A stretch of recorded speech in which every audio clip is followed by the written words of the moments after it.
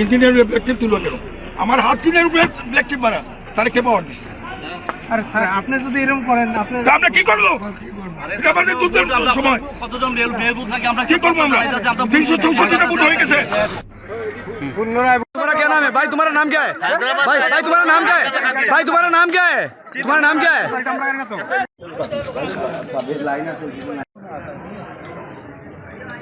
Thank you sir, बहुत लफड़ा हो रहा है, देखिए सर प्लीज।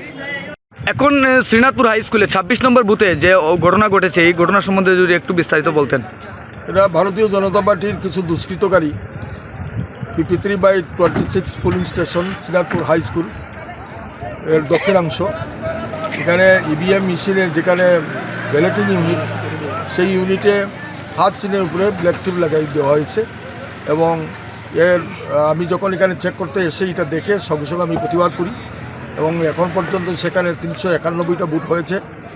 এই ব্যাপারে রিটার্নিং অফিসার এবং জেলা রিটার্নিং অফিসারকেও আমি অবগত করি, ওনারাও ছুটে আসেন, অবজারভারও ছুটে আসেন, সেক্টর অফিসারও ছুটে আসেন এবং আমরা ডিমান্ড করেছি যে এই পোলিং স্টেশনে পুনরায় যাতে রিপুল করা হয়।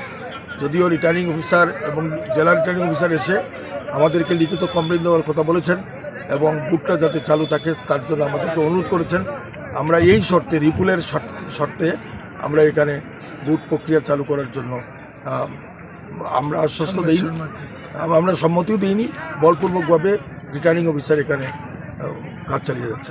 আচ্ছা, একটা জিনিস যেটা রিটার্নিং অফিসার এবং জেলা রিটার্নিং অফিসার আসার আগে ইভিএম ইঞ্জিনিয়ার যে ব্ল্যাক টিপ মারা ছিল আপনাদের সিম্বলের উপর, সেটা তুলে নেওয়ার চেষ্টা করেছিলেন।